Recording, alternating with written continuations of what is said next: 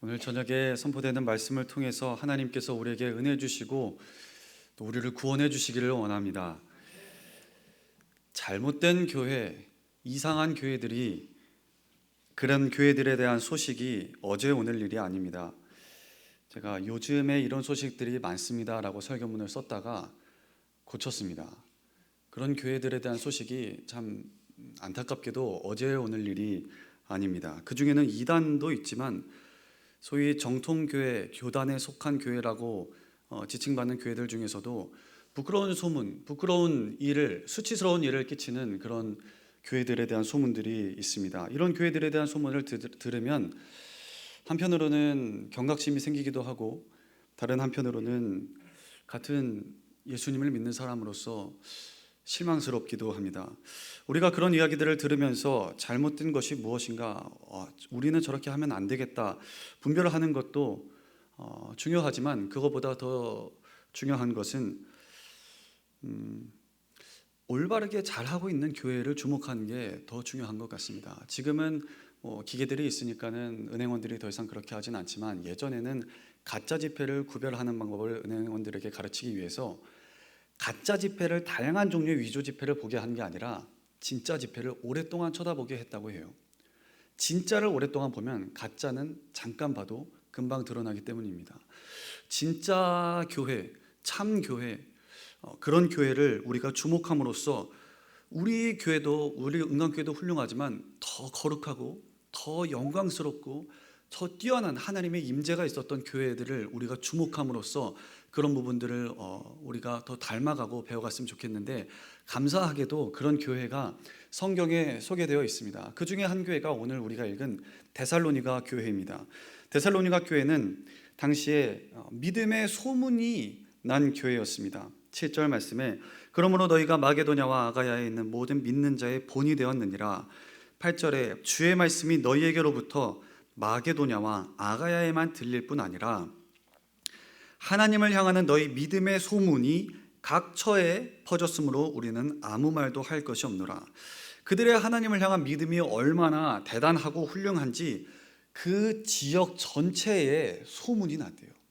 그 지역 전체에 교회 소문이 났다. 그러니까 우리 교회로 치면은 여기 이 근방과 이 불광동과 은평구를 넘어서 서울에 은광교회가 소문이 나는 겁니다. 야, 은광교회 저기 불광동에 그런 교회가 있는데 불광역 몇 번 출구에 그런 교회가 있더라. 야, 그런 교회 갔더니 진짜 살아있는 그런 교회가 있더라 하는 소문이 이 시대에, 매스컴이 없던 이 시대에 소문이 나서 마게도냐 하면은 옛날에 그 그리스 북부에 있는 그 지역 전체에 넘어서서 막 로마 제국 전체에 교회 소문이 나는 겁니다. 그런데 그때 이 데살로니가 교회는, 우리 교회는 건물이 참 훌륭하다고 저는 생각합니다.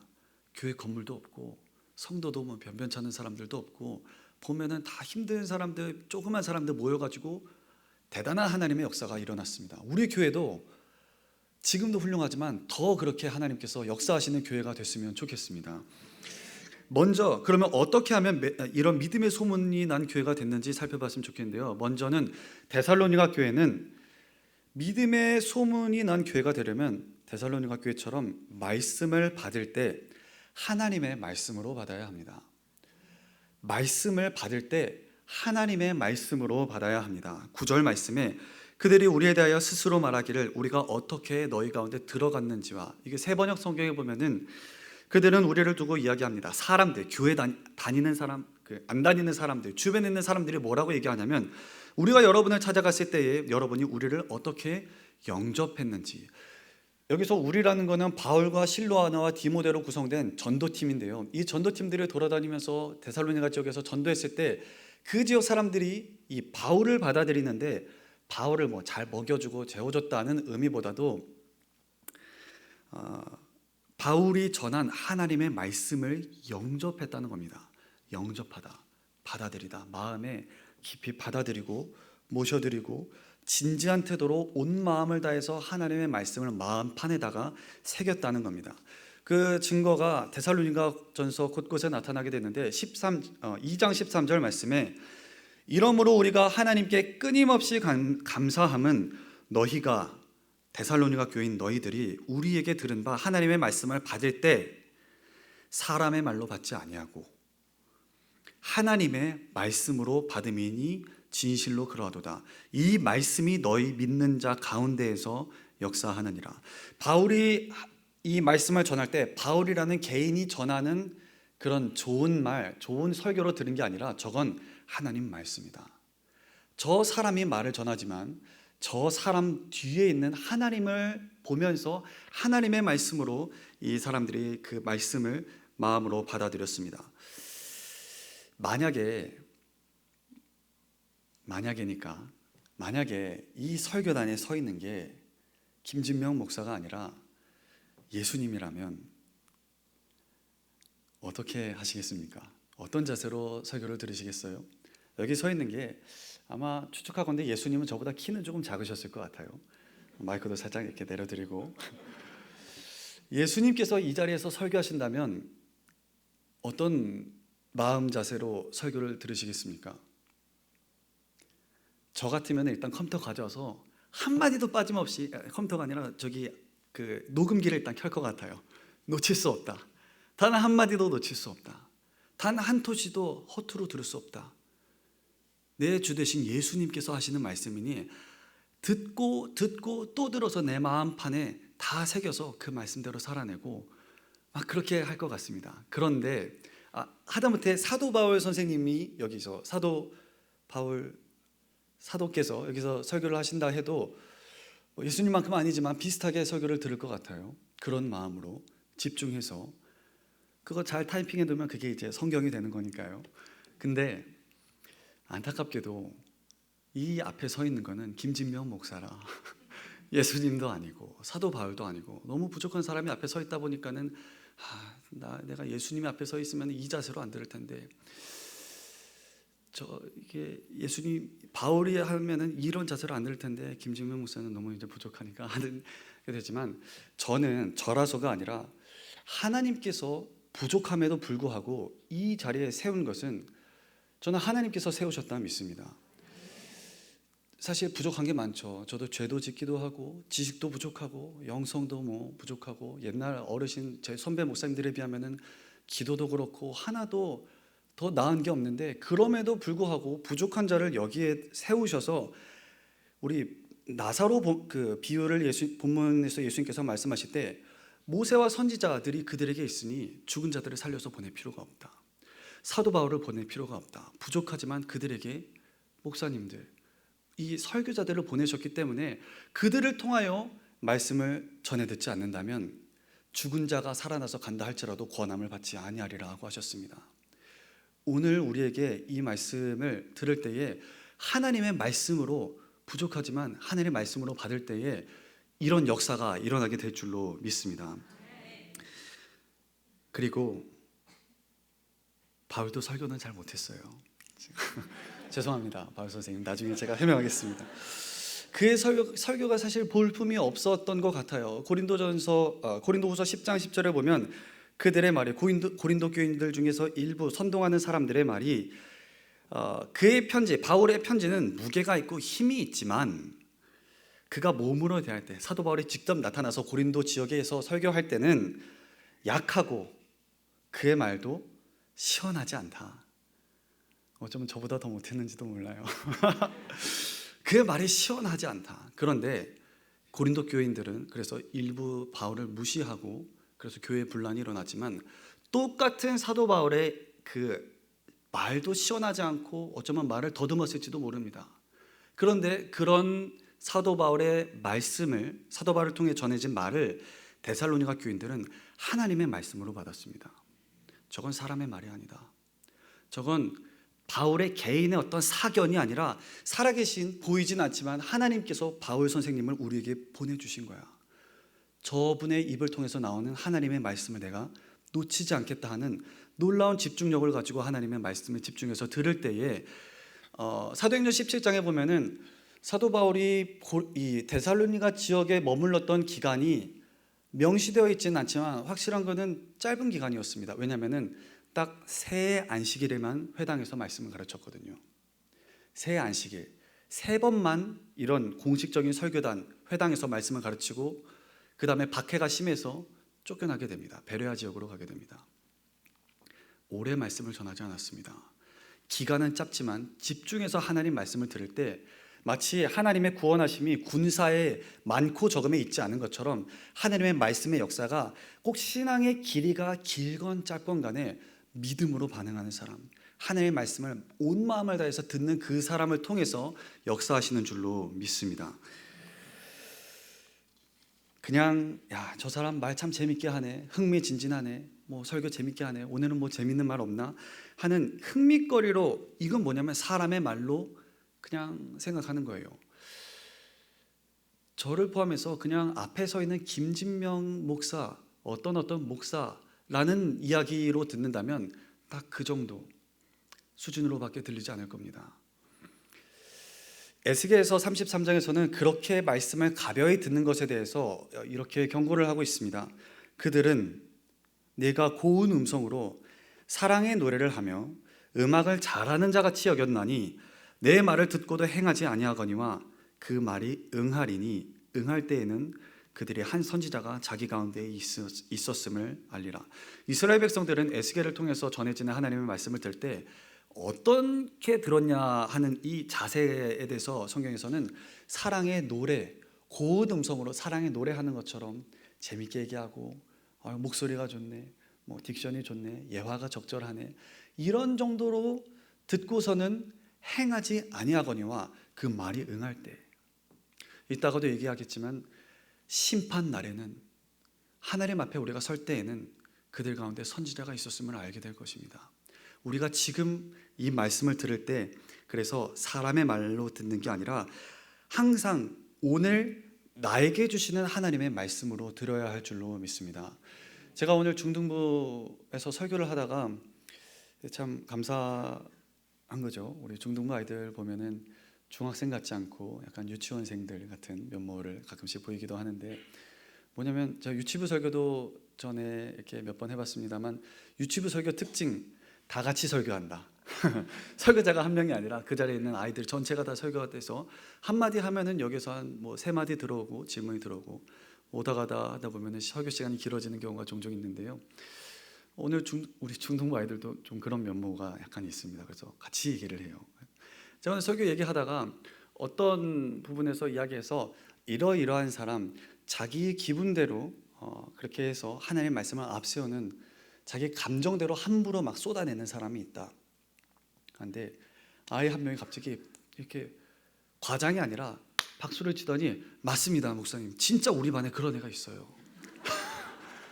진짜 그래요. 우리 반에 정말 그런 애가 있습니다 하면 옆에 있는 애도 진짜 너네도 반에도 우리 반에도 하면서 야 너도 우리도 막 이런 식으로 해가지고 하는데, 제가 그 아이뿐만 아니라 전체가 다 들으라고 그렇게 이야기를 해줬습니다. 하나님의 말씀은 그 친구가 아니라, 집에 있는 엄마가 아니라, 진짜 이거 목사님 어떻게 알았어요? 우리 엄마 진짜 그러는데, 우리 아빠 정말 그러는데, 내 친구 우리 형 진짜 그러는데 목사님 어떻게 알았어요가 아니라 너에게 주시는 말씀으로 들어야 돼. 나에게 주시는 말씀으로 들어야 돼. 이 말씀 진짜 진짜 우리 남편이 들어야 되는데, 정말 이 말씀 우리 아내가 들어야 되는데, 이 말씀 꼭 들어야 되는데 하면서 이렇게 막 링크 보내주고, 먼저 나에게 주시는 말씀으로 들어야 됩니다. 항상 하나님의 말씀은 나에게 주시는 말씀입니다. 그 사람이 아니라 나에게 주시는 말씀입니다.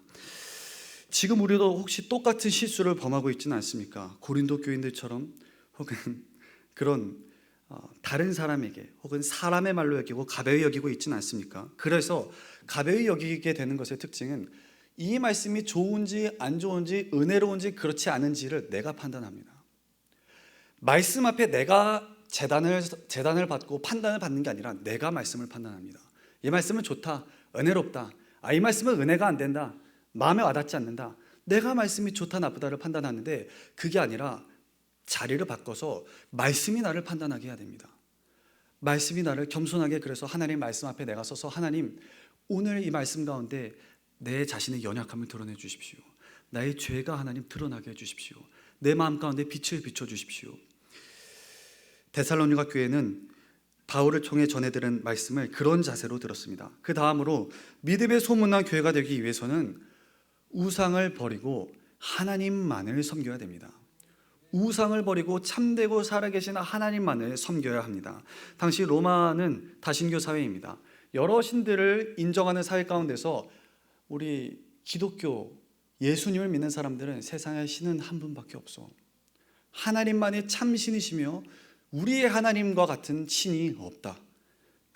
너희 하나님 여호와는 오직 유일한 여호와이시니 너는 마음을 다하고 힘을 다하고 목숨을 다하여 주 너의 하나님을 사랑하라. 마음이 나뉘지 않는 것, 하나님만을 예배하는 것을 이야기하니까는 당연히 초기부터 박해를 많이 받았습니다. 특히나 데살로니가 이 지역, 빌립보, 데살로니가, 마게도냐 이 지역은 특별히 로마 황제에 대한 충성심이 굉장히 컸던 도시들이에요. 그래서 이 사도행전 17장에 보면은 데살로니가 교회에서 사도 바울이 쫓겨나게 된 그 배경의 이야기를 보면은 어떤 이야기가 있냐면은 뭐라고 이야기하면서 데살로니가 교인들을 박해하고 바울을 쫓아내냐면 밀란을 일으킬 때 제가 말씀 읽도록 하겠습니다. 17장에 이 사람들이 다 가이사 그 시저의 명을 거역하여 말하되 다른 임금이 있다 하더이다. 다른 임금 곧 예수라 하는 이가 있다 하더이다 하니라고 고발을 합니다. 그래서 고발을 당하는데요. 그럼에도 불구하고 데살로니가 교인들은 많은 어려움과 손해를 감수하고 박해를 감수하고 처음부터 믿음의 초창기부터 하나님만을 예배하고 그래서 사실 데살로니가 전서가 굉장히 사도 바울이 불안한 마음 가운데, 왜냐하면 복음 전한 지도 얼마 안 되고 이거 얼마 안 된 상태로 불안한데 어쩔 수 없이 나오게 됐는데 교회가 이거 믿음을 잘 지키고 있는가 걱정이 됐는데 디모데를 통해서 들려오는 소식이 이 사람들이 믿음 정말 잘 지키고 있습니다. 믿음의 소문이 이 교회뿐만 아니라 그 전역에 퍼졌습니다. 그래서 사도 바울이 너무 기뻐서 사실 데살로니가전서 1장부터 3장까지 전부 다 감사 기도예요. 하나님 정말 감사합니다. 정말 하나님 감사합니다. 이 교회를 지켜주시고 너희를 믿음 가운데 이렇게 서게 해주시니 나는 더 말할 것도 없다. 정말 하나님 감사합니다. 그렇게 고백을 하고 있습니다. 우리 교회도 우상을 버리고 하나님만 섬겨야 합니다. 역시 예상한 대로 아멘이 적습니다. 그럼 목사님 당연히 우리 교회가 우상을 당연히 안 섬기고 하나님만 섬기고 있지 언제 우상을 섬겼습니까? 맞습니다. 하나님을 예배하지만 가장 심각한 죄인은 자기 자신이 죄인이라는 사실을 깨닫지 못하는 죄인입니다. 마귀는 거짓의 아비이기 때문에 우리더러 더 이상 뿔 달린 악귀상 앞에 절하라 하고서는 우상 숭배를 이야기하잖아요.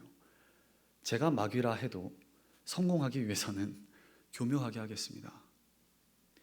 교회를 섬기는 게 무엇인지를, 하나님을 섬기는 것, 참되고 살아계신 하나님을 섬긴다는 게 무엇인지를 헷갈리게 만들겠어요. 마치 그게 그래서 하나님을 섬기는 것인 양 하겠습니다. 무엇이 하나님을 섬기는 것인가? 이야기하기 전에 무엇이 참되고 살아계신 하나님을 섬기는 게 아닌 것인가, 우리가 이 부분을 좀 분명히 해야 하면 좋을 것 같습니다. 교회 안의 우상에 대하여 많은 교회들이 저는 속고 있는 부분이라고 생각합니다. 그리고 저 자신도 저도 모르게 성공하다, 교회가 성공했다, 교회가 부흥했다, 어떤 교회가 건강하다, 튼튼하다고 할 때 세 가지의 잘못된 생각이 있는 것 같습니다. 세 가지 잘못된 기준이 있는 것 같습니다. 첫째, 교인의 숫자. 숫자가 늘어나면 교회가 성공한다. 숫자가 느는 게 최고다. 두 번째, 교회 재정. 교회 재정이 작년에는 얼마였는데 올해는 2배가 됐다. 와, 그러면은 우리 교회가 잘 가고 있다. 성장하고 있다. 양적으로 커지고 있는 건 맞지만 생각해 봐야 될 것 같습니다. 두 번째, 교회 재정. 세 번째로 우리 교회가 웅장한 건축을 크게 하고 막 천장도 높게 교인 여기 2,000석, 5,000석씩 하면은 교회가 건강한 것인가? 성공한 것인가? 부흥한 것인가? 도리어 그렇게 커졌는데 믿음의 소문이 아니라 하나님의 영광을 떨어뜨리는 소문이 전해지는 것을 오히려 커지면 커질수록 더 크게 들려오는 것을 간혹 듣게 됩니다. 왜냐하면 이런 것들 자체는 사실 나쁜 건 아니죠. 좋은 겁니다. 많은 영혼들이 구원받는 것도 좋은 일입니다. 그런데 하나님께서 있어야 할 자리에 숫자를 올려놓거나 재정을 올려놓거나 이 교회 건축물을 그 위에 올려놓는다면 우상입니다. 그래서는 안 됩니다. 본질적인 교회, 이것들이 다 나쁘고 악한 것은 아니고 오히려 좋고 필요한 것이지만 본질적인 교회의 건강의 척도는 아닙니다. 살아계시고 참되신 하나님을 섬기는 것은 바로 그분께서 우리에게 부탁하신 일에 마음을 쏟는 것인데, 예수님께서 승천하시면서 우리에게 부탁하신 일은 딱 두 가지로 저는 압축된다고 생각합니다. 마태복음 28장 19절에서 20절 말씀에 그러므로 하늘과 땅에 있는 모든 권세를 내게 주셨으니 너희는 가서 모든 민족을 제자로 삼아라. 아버지와 아들과 성령의 이름으로 세례를 베풀고 내가 너희에게 분부한 모든 것을 가르치고 지키게 해라. 영혼을, 예수님 모르는 죽어가는 저 사람들을 구원해내고 그리고 제자로 삼아라. 예수님을 따르는 제자로 만들어라. 이 두 가지가 참되고 살아계신 교회의 이 땅 가운데 우리를 구원받자마자 하나님 나라로 데려가지 않으신 이유, 이 땅 가운데 교회를 세우시고 교회의 존재, 목적이 된다고 생각합니다. 교회적 차원의 우상이 있는가 하면 개인의 우상도 있습니다. 자녀의 성공을, 합격을, 취업을 위해서 예배 드리는 것, 사업의 번창을 위해서 헌금을 드리는 것, 합격을 위해서 작정기도 하는 것. 우리는 반드시 예수님의 얼굴을 바라보고 그분에게 우리의 마음을 쏟는 일에 우리의 모든 삶의 우선순위를 두어야 할 줄로 믿습니다. 그래서 주일마다 우리에게 주시는 하나님의 말씀이 빛이 되고 등불이 되어서 우리 안에 있는 우상들의 뿌리를 들춰내고 파헤치고 뽑아내어서 그래서 그렇게 될 때 데살로니가 교회처럼 우리 은광교회의 믿음의 소문이 퍼지게 될 줄로 믿습니다. 마지막 세 번째로, 믿음의 소문난 교회가 되려면 다시 강림하실 예수님을 기다려야 합니다. 다시 강림하실 예수님 만나기를 갈망하고 사모하고 소망해야 합니다. 여러분, 예수님이 다시 오십니다. 예수님이 성경에 기록된 대로 다시 오실 건데, 우리는 성경에 기록된 많은 약속들, 예언들이 성취된 시대 가운데 살고 있습니다. 메시아에 대한 약속이라든지 여러 약속들이 성취가 됐는데, 아직 성취되지 않았지만 가장 중요하고 우리에게 소중한 소망이 되는 약속은 예수님이 다시 오신다는 거예요. 신약 성경에서는 매 25절마다 한 번씩 예수님의 재림에 대해서 이야기하고 있습니다. 매 25절마다 한 번은 근데 예수님 다시 오신다. 그런데 내가 다시 올 거야. 인자가 진실로 속히 오리라. 예수님께서 다시 오신다는 이야기가 신약 성경에 많이 등장합니다. 우리도 자꾸만 이것을 우리 마음에 자꾸 생각하고 새겨야 할 줄로 믿습니다. 예수님의 재림에 대한 이 진리는 두 가지 중요한 진리를 내포하고 있는데요. 예수님께서 다시 오신다는 것은 첫 번째, 장차 심판과 진노의 날이 있다는 것을 우리에게 이야기합니다. 예수님의 재림이라는 것은 첫 번째로 장차 심판의 날과 진노의 날이 우리 앞에 기다리고 있습니다. 두 번째로, 그 심판과 진노에서 우리를 구원하실 수 있는 것은 예수님밖에 없다. 예수님밖에 없다는 두 가지 진리를 내포하고 있습니다. 장차 다가오는 진노의 날이 있고 분노의 날이 있습니다.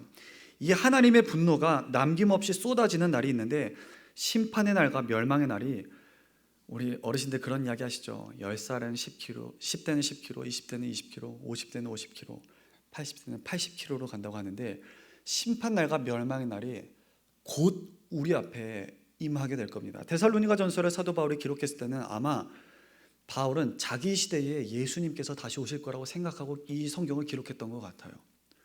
곧 오실 것처럼 그런 마음을 가지고, 긴박한 마음을 가지고 기록했던 것 같습니다.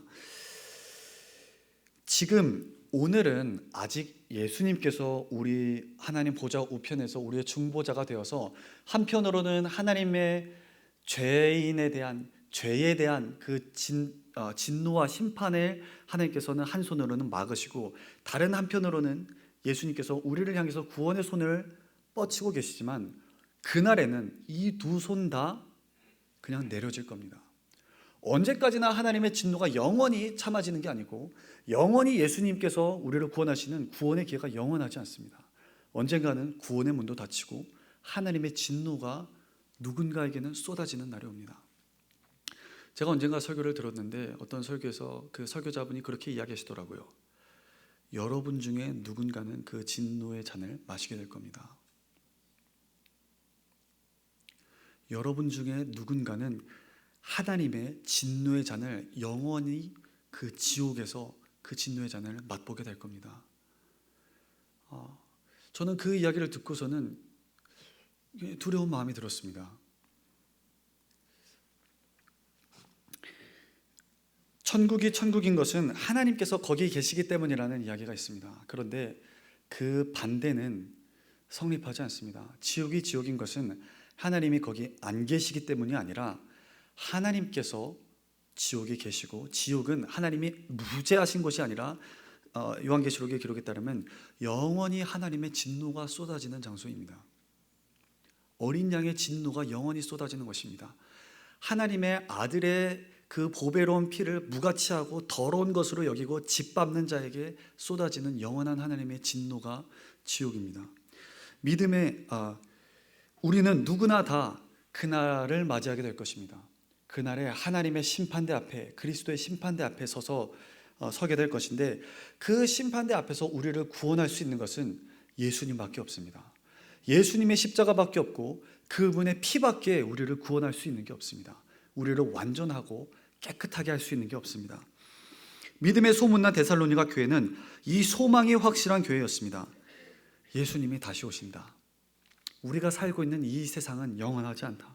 이 모든 것들, 내가 겪고 있는 어려움들, 내가 살고 있는 이 나라는 영원한 나라가 아니고 내가 입고 있는 이 옷도 영원하지 않고 내가 살고 있는 이 집, 내가 운전하고 있는 이 차도 영원하지 않다.